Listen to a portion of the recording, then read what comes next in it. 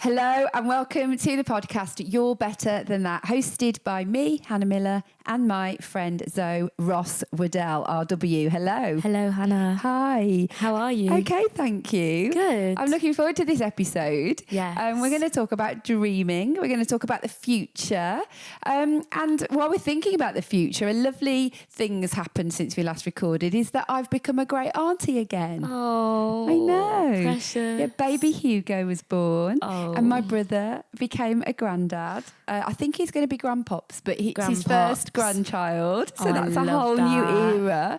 And isn't it funny how we have these funny things in life, don't we, where we can be celebrating this wonderful new moment and also be saying goodbye to somebody as well who is no longer with us. And it's felt a little bit like that, hasn't it, in our The joy and the little grief. team. We've been talking about that quite a bit, experiencing. You became an auntie again not that long ago. Yes. And on that very day, we had some really sad news about a client, didn't we? And we were reflecting on the beginning of life and wonderful moments that happen simultaneously with tragic things. But yeah, these little babies are Great full auntie. of dreams for the future, I imagine. Granty. Actually, I don't know what they're dreaming about. Milk. Yeah, and sleep. That's all at this point, isn't it? Absolutely. Yeah, dreaming of milk and sleep, and that's about it. In fact, I don't know what they dream about. There's probably research about what babies dream about. But this session, this podcast episode, we wanted to talk a bit about dreaming because it's a theme that we've chatted about as a little team. There's a reason I want to cover it. I've noticed basically that the older we get as a trend, the harder we find it to dream. Why do you think? Yeah, well, I mean, that's a really big why. I think what I've noticed is that people who engage in my course, The Purpose Pursuit, one of the things that we do, and I'll talk about that a bit more later, is we get them to really dream and begin to imagine a bit of a blank canvas. And it's an exercise that people find really quite hard. Something that when they get to do it, they're just, I don't know whether it fills them with a bit of panic, whether it's the fear of disappointment, which we've just been talking about, whether it's that it feels like doors are closed off to them or it's too late, all the reasons why it can't happen. But Laura and I have done a bit of work in a sixth form college together where we've been taking like a version of the Purpose Pursuit and working with 16 to 18-year-olds. We've done it a couple of times now. And they're all young people who've got incredible potential, but there's probably some sort of societal barrier to them potentially achieving everything they could. So they've been selected to go through this program with us. And one of the things we noticed, apart from the fact it was really great fun to work with that age group, was that their ability to dream was so much better than the women I work with who do the Purpose Pursuit. And so something has taken place since, and these are even young people who actually maybe haven't had masses of opportunity. We're not even talking about those who are, feel the world's their oyster, but their ability to play with the idea of dreaming and that nobody's making them commit to it, imagine things that may never happen. They were willing to go there. Yeah. Whereas loads of the women that I work with can't even go there. And your question why is a really good one. I think there will be reality bites. It's not going to happen. The older we get, the more realistic we get. Apparently that happens in the way we see the world. There'll be, I can't do this. It's too disappointing. It's too painful. I can't bring myself to imagine things anymore. And I wonder whether there is just this sort of narrowing of our thinking and the way we view ourselves that might happen. What are your thoughts about why this phenomenon might be taking place?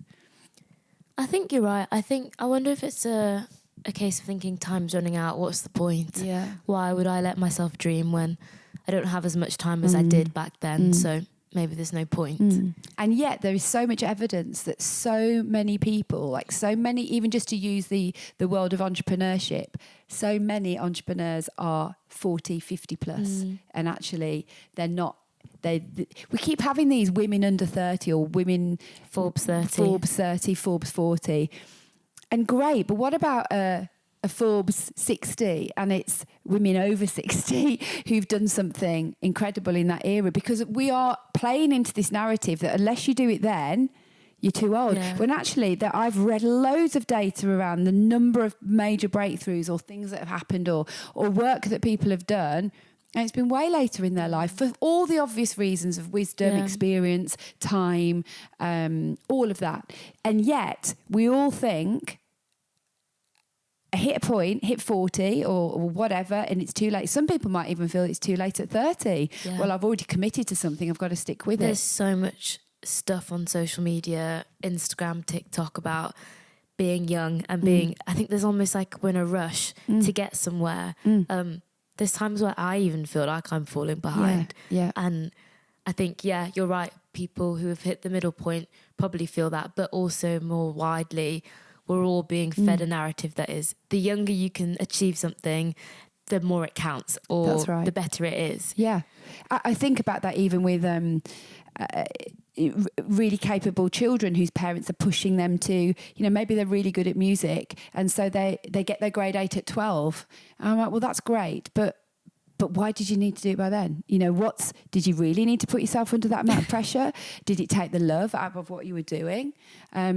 I think there is this, the younger the better, that we've got to push against and actually stop and think.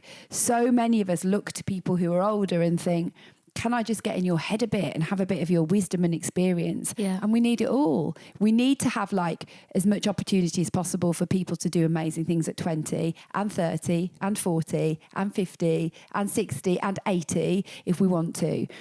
It's all wonderful at any age and stage. But I do think we feel closed off, or like there isn't as much opportunity for me, or what's the point, it's too late in the game. Well, what about if you decide to train as a lawyer and you only work as a barrister for 5 years? Does that make it any less worth it to do it at 60? Yeah. I know somebody who went through the Purpose Pursuit course actually, and she decided to go back and study, and she was retired. But the purpose of the study was because she just loved to study. It didn't have this end goal of it had to lead to a career. She just decided that it was worth it because I love this and I want to do it with my time. Yeah. What a freeing way to look at things. Exactly. Is there anything, I've just spoken about how sometimes I feel like I'm behind. Is there anything that you have felt in life that you are behind, or I wish I'd got this done earlier? Yeah, I mean, I did some things early. So I had my babies early. And sometimes people go, gosh, I can't believe you've got children as old as you do. So I was on the younger side that way, but then it's meant that other things were on hold. So I do sometimes look at people who are maybe people I went to uni with, or other people I know, not necessarily from uni, but from other parts of my life, who were in a different personal life stage, which has meant that other things they've done I haven't done or haven't done yet. And that's the whole thing around we can't have everything, but we can have some things, and we can't have everything at the same time. I think Michelle Obama talked about that there's this whole narrative around being a woman, which is, oh, we can have it all, but you actually can't have it all, and you definitely can't have it all at the well, you can maybe have it all, but you can't have it all at the same time. Something has to wait. And sort of deciding, if I'm going to do this in my 20s, I can't do this in my 20s. If I do this in my 30s, then that won't happen. Some people say, well, I want to be able to travel in my 20s. Well, if you want to travel in your 20s, you're unlikely to be able to do everything else that you'd like to do with your time as well. Other people may say they want to have a baby in their 20s. Well, you're not going to be able to have the freedom of your 20s if that's what you choose. We've got to choose how we're going to spend our future and how we're going to dream. There's some really interesting data on dreaming to bring us back around to this idea of can we dream or not. Some of it's a bit sad, okay, but I think it's worth us hearing this. So in terms of dreaming, men and women are equally likely to dream around career accomplishments. So we both want to do it. But there are some slightly different themes. Men are twice as likely to dream about adventure as a theme, and they are also much more likely to dream about fame, wealth, and power. Okay, so those things are more likely to come up in men than women. And women are more likely, I think they're nearly twice as likely as men, to put family as a dream theme. Especially as family that related to family unity, being a mother, and also some stuff around their appearance in line with gender socialization, so their appearance as well. So there were some different dream themes depending on our gender to a level. Women are more likely to say that they don't give up on their dreams, but that they also felt their dreams were more realistic. Interesting. So they pitched them in a more realistic place. 2/3 of women felt their dreams were about 70% likely to take place, whereas about 48% of men thought they would. Women were more advocates of dreaming than men, which is quite interesting, because I think that there is something to be said in that, is that when you talk to people, perhaps some of the men in our lives have dreamed bigger or more ambitiously, but then the potential of it not working out is going to be higher, whereas women are choosing something more realistic. Now, this is really interesting. There was a huge gap between the career dream and the reality. When by the time people had hit their late 20s, they realised that they weren't going to be in the careers that they'd hoped for. A huge 64% wished that they were doing their dream job that they wanted, but only actually 4% were. Wow. 96% are not in the dream job that they wanted when they were younger. So there's this massive disconnect between the dreaming and then the reality, which is probably then why the older we get, we stop doing that, so that we stop dealing with the disappointment of our dreams not working out. So it kind of all works round. But what if dreaming for dreaming's sake is worth it, even if the dreams aren't going to happen? So when I work with people on the course, one of the things that we do is an activity which gets them to imagine life in 3 different ways in the future. So we get them to imagine 5 years from now on the current trajectory that they're on. So what will it look like in 5 years if you kind of follow the line that you're already on? Then we get them to imagine what they would do if their current life circumstance, let's say they got made redundant or something like that happened that really immediately meant they had to make an immediate pivot. What would they do as a sideways move if life sort of, let's say everything fell apart here, Zoe, and you had to go, right, I've got to get a job tomorrow. What would a sideways pivot look like? And then the third thing that we get them to imagine is if money, status, other people's opinion, anyone else's expectation, all of the reality of life did not matter, where would you go in 5 years? And that is really interesting. And when I do this with people, I'm at great pains to say, nobody's expecting you to do that option 3. It might be run away with the circus. Yeah. Nobody's actually expecting you to do that. And for most people, that would not be a very sensible thing. But what does it show you about something that's inside of you that is not being fulfilled? Doesn't mean we have to be paid to do it. Yeah. So if someone said, let's say somebody's trained as a lawyer and their third option would be to be a full-time potter, to go and, throw pots and to paint pots and to do pottery. It doesn't mean that the right thing for them to do is to leave law to do that. But is it featuring in their life like it should? What does it show them about part of their passions and interests? Because the other data that is not going to surprise you or me is that you are much more likely to be happy in your work if you've pursued passions and interests rather than pursue money. Even if money feels good in the short term, they are not as happy in their career pursuits as those that have listened to that. It's interesting when you say that, because I also think about many nations where there's a lot of extreme poverty, and often it's found that the people there are the happiest people, and that just that summarizes what you're saying, that money doesn't necessarily mean happiness, but actually the joy of family life maybe, or the joy of being able to really do what you love, or I don't know. It's interesting. It is. Why do we have so many books on simplicity in Western culture, on minimalism and all that kind of idea of things that spark joy and getting rid of the rest? It's all the same principle, that sometimes trappings just bring complications. And again, the data over and over says that. But the point of all that data and me showing that is that how do we find a way to continue to dream without becoming unrealistic and just setting ourselves up for something that's just going to be disappointing because we can't do it. Yeah. If I started having a wild dream to become I said it the other day on the Q&A, to be a talk show host, that does feel like quite a wild dream at the moment. But you could argue that I'm kind of doing talk show host things in a different way. I get to communicate and talk for a living. I get to use that preference. I may never be on BBC running a talk show, but there are principles within that I get to use anyway. So the dreaming process can show us things that we need to make more room and time for. It can allow us also to face into dealing with disappointment.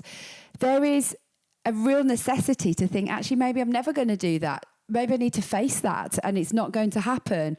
But what is there that I imagine myself doing that I'm not making any time for? My husband Sam would probably say in his dream world, he was in a cottage where he could read and write all day long. Again, that's not going to happen. But does he need to make more time for reading and writing? We're not going to live in a cottage in the middle of nowhere because I don't want to. And that's just not going to happen. We're not in that life phase. But there's something in that is, I've got to listen to that. So if you're listening to this podcast, where does your mind go if you can imagine money? You know, you'd have to worry about money. You don't have to worry about what mum, dad, friends, partner, children, whoever, what they think of you. What would you do? What would you do with your time? And what is a step closer to that?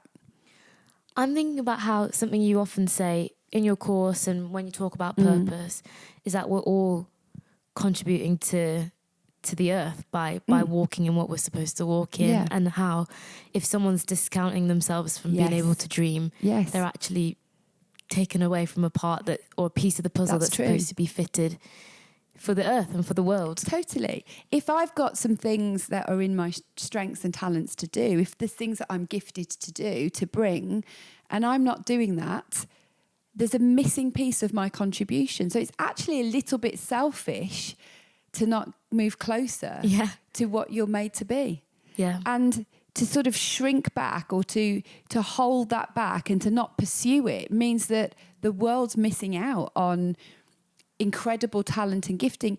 And that doesn't mean we have to have our name in lights for it to be incredible. It doesn't mean that we have to have a following, or it doesn't have to mean that we are paid to do it. It could be something that we gently do in our locality, in our community, that the people around us love and enjoy. Yeah. Could be that we play. I mean, I'm feeling quite convicted as I'm talking about just the lack of music in my life at the moment. And it's really naughty that was something that's kind of in me, and I don't do it. And it doesn't mean I have to do it in public, but I'm not even doing it in private. Yeah. So there's a challenge there around, for myself too. I hear it. One of the things we get people to do in coaching is a tool that I'm really happy to share here now on the podcast, which is a more. So although we do the really big dreaming in the course and then we bring it back down to the practical, there's another tool which helps people, which is kind of an in-between one. And I love doing this on courses because I always sit and do it myself while I'm there. And it comes from a friend called Oliver, who was he is a business consultant. And I don't know whether it's him who originated this or whether it's a tool he's adapted and then I've adapted it some more. And what you get people to do is to think about the previous 3 months of their life. So if you're listening, just have a think about the last quarter of the year and just brainstorm all the things you've done. So it could be, I don't know, you've painted the kitchen. It could be you ran a 5K. It could be that you lost £5. It could be that you got a promotion. It could be that you had a difficult conversation. So any of those things, just brainstorm writing down as many little achievements that you've done. The way I like to add to that is to get people to think about the strengths and talents that they use to do that. And I like to get people to reflect on what got you there. How did you do that? How did you use the person that you are? Then what we get people to do is imagine 12 months. So if you're listening to this, imagine 12 months from the day it is that you're listening and think, what would you like to be able to say in a bit of a diary entry? So if you were going to sort of give a snapshot of where you're at, what would it say? Would it say, let's say you're writing a postcard home or Dear Diary. Would it say, I've just climbed Snowdon and we've got the keys of our new house. I've finished that course I've been doing and I've also sent that difficult email that I needed to. I have made more time for exercise and I've picked up my flute again. So whatever the things might be, you write them down, but you write it as if it's in the present day, as if you're kind of talking about it as if it's happened. So we've gone back 3 months, then we go forward a year. And then when you do that, then it's the really important next bit. What do you need to do in the next 3 months to get you a quarter of a way there. Yeah. The problem is we imagine this thing we want 12 months away, and we don't do anything in the next 3 months to get a bit closer. So if in a year's time you want to be running a marathon or doing a triathlon or whatever it might be, and let's say right now you're not running at all, unless you do Couch to 5K as your first step, that is never going to happen in a year. If you would like to be playing, doing your grade 1 flute, stage 1 will be buy a flute and get a flute teacher. That's simply the first thing you need to do. And we have to do those next quarter steps to get closer. And so if you get into the rhythm of doing this, it's an exercise you can do every 3 months. So then you take stock again and you repeat the reflective activity. Then you imagine 12 months ahead again. And, sometimes life gets in the way and we don't get closer to where we wanted to. That's okay. But you're definitely not going to get closer there without some steps that you can take. And I think we underestimate what we can. We do this at work, don't we? We literally follow this method on a business level. We look back over 3 months, we look a year ahead, then we think about the next quarter. And it's really helped us make more progress, don't you think, since we've done that? Definitely. I mean, I love looking ahead, so I really you enjoy... are. This is why am I talking? No, you are the guru, but no. I really enjoy the fact that you give space for us to be able to dream and think about what it could look like, and in that, how we can help more people and how we can do our part for the world as well. Can I just say one thing, actually? You've just made me think. People like you are somebody. So again, in the world of Clifton Strengths Finder, you have futuristic as a strength. That means you find it more comfortable and easy than lots of people to do this. You think about the future, you imagine a year, 5 years, 10 years. There are lots of other people out there with that strength who find that easier to do, and I love working with them. They're always living a little bit down the line and they can imagine things.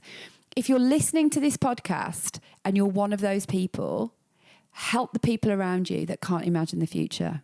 Cast it for them. Ask them those really good questions. Pull them there. When we're having these conversations, you often lead them, don't you? And then on the flip side, if you aren't that person, but you know somebody who might be like that, why don't you get their help? Lean on someone. You lean on their strengths, lean on their talent, and get them to help you. Imagine it. I mean, a massive shout out to you, Zoe. You do this for me. Another friend of mine, James Hill, he does this too. There are people around me that I know live over here and they can help me. They can say, come and visit this place because it's where I live. So we need to be helping each other. If we can't do it ourselves, get the help you need. Yeah.